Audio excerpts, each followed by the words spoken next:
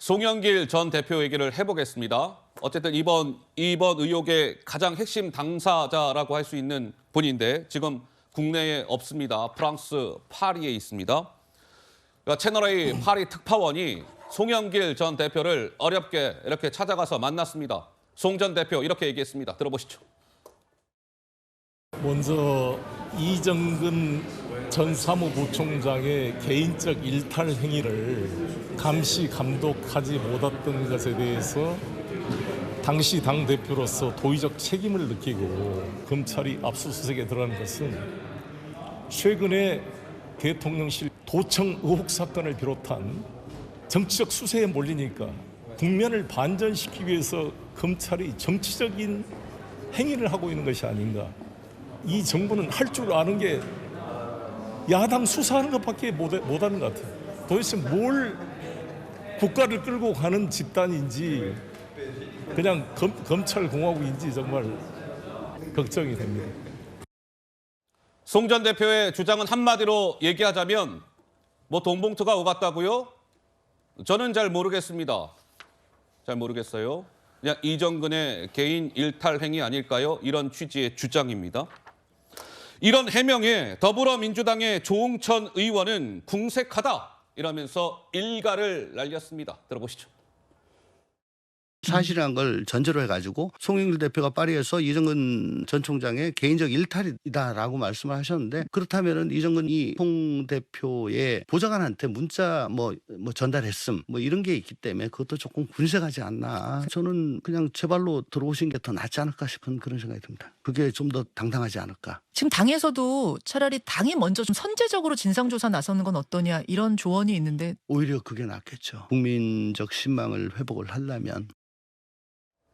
김유정 의원님 생각은 어떠세요? 조응천 의원은 검찰이 부르기 전에 송영길 대표가 프랑스 파리에서 국내 입국해서 당당하게 뭐 검찰 소환 조사나 이러는 데에 응하는 게 어떻겠느냐라는 얘기인데요. 그 송영길 전 대표가 파리에서 얘기했듯이 일정 부분 위기의 이 정권을 조금 민주당의 도덕성 문제를 가지고 좀 덮어보려는 그런 국면 전환용 시도가 있다는 것도 분명한 사실로 저는 보여집니다. 허허. 일정 부분. 그 부분에 있어서는 공감하는 측면이 있고요. 그러나 그렇다고 해서 지금 오고 가는 대화까지 우리가 분명하게 당사자인 거를 알 수 있는 상황에서 그런 녹취록들이 있고 그게 보도가 된 마당인데, 이거를 단순히 그 이정근 씨의 개인적인 일탈로만 치부해서 그거를 국민들이 과연 그렇구나라고 설득이 되고 이해할 수 있을지 저는 의문이 들고요.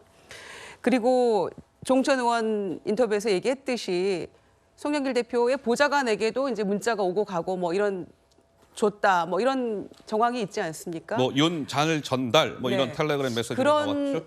그런 상황에서 개인적 일탈로 이걸 치부하고 말 수 있을 것인가. 그래서 이 부분은 송영길 대표의 저는 정치적 생명과도 직결된 문제라고 생각합니다. 왜냐하면 왜 지금 프랑스에 갔습니까? 이거는 조금 더 도약하기 위한 지금 그 준비 과정 아니겠습니까? 그런데 이런 것들이 지금 무슨 소용이 있겠습니까? 이게 만약에 사실이라면. 그런 점에서 검찰이 아마 송 대표에게도 뭐 조사가 필요하다면 연락이 가고 하겠죠. 소환하고. 그런 상황이기 때문에 아마 7월에 귀국할 예정이다 이런 얘기도 있던데, 검찰이 소환한다면은 응해야 되는 거는 저는 분명한 당연히 그래야 된다고 생각하지만 조응천 의원 얘기대로 개인적 일탈이라고 만약에 정말 진심으로 생각을 한다면 선제적으로 뭔가 본인이 액션을 취하는 것도 하나의 방법이 될 거라고 생각합니다. 자, 이번 이제 전당대회 때 돈봉투가 살포된 것 아니냐. 현재까지 검찰이 파악한 거는 1억이 좀 안 되는 9,400만 원. 대상자는 최소 40명, 최대 77명이다. 뭐 이런 말씀을 제가 방송 서두에 좀 드렸던 것 같습니다. 그 이유가 있지 않았었겠습니까? 한번 보시죠. 쫙 정리하자면 이런 거예요. 2021년 4월 27, 28, 4월 28일 날 이때는 윤관석 의원이 민주당 의원들한테 이렇게 10명씩한테 6천을 줬다는 거 아니겠습니까? 3천 이렇게 해서 그리고 뭐 3월 29, 30, 4월 10에서 11일 이때는 지역 본부장들한테 17명한테 돈이 가는 거 아니겠습니까? 17명한테 1,400이 갔어요. 그리고 4월 말 지역 상황실장들한테 20명 이렇게 각각 두 차례 전달이 되는데 저 때는 2,000이 가거든요. 2,000. 그렇지 않습니까? 그러면 6,000, 1,400, 마지막 저 두 부분 지역 상황실장 2,000 다 더하면 얼마예요? 9,400. 사람 숫자 한번 볼까요? 민주당 의원 부분 지금 몇 명입니까?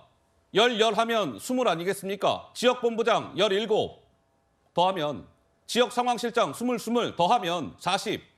다 더해보세요. 그러면 77명이 나와요. 물론 저 77명이 다 각각인지는 우리가 몰라요. 중복되는 사람이 있을 수 있으니까. 그래서 최소 40에서 최대 77명이다 이런 표현을 쓰고 있는 겁니다. 정미경 의원님은 검사 출신이신데요. 어떠십니까? 이제 그럼- 대부분 지금 저게 이제 정치자금법 위반, 정당법 위반이에요. 아마 이제 저걸로 수사를 받고 그러면 당에서 과연 저 사람들을 공천을 줄 것이냐 이 부분에 대해서 이제 한 번쯤 생각해 봐야 되는데 지금 재밌는 포인트가 뭐냐면요. 뭐가 재밌으세요? 지금 돈 받은 저 사람들 있잖아요. 예. 아무튼 최대 77명이라고 하니까요. 그 사람들이 대부분 송영길 캠프를 도왔을 테니까 송영길 대표의 사람이라고 볼 수가 있죠. 그러면 이 송영길 대표의 사람은 대부분 이재명 대표를 도와줬던 사람들이라고 볼 수 있겠죠. 어허. 대선 때 그러면 대부분 이 사람들은 친명계입니다. 그러니까 이재명 대표의 식구들이라고도 볼 수 있는 거예요.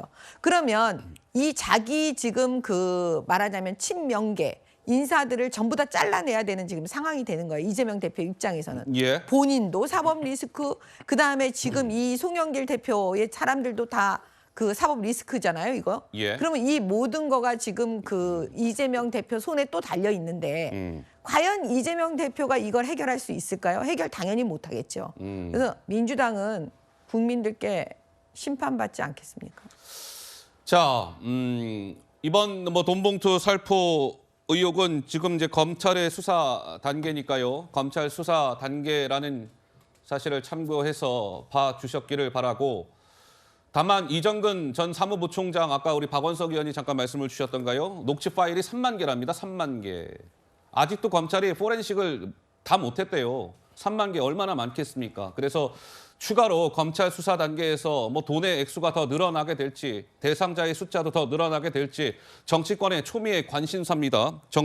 검찰 수사 과정을 잘 지켜봐야 될 것 같고요.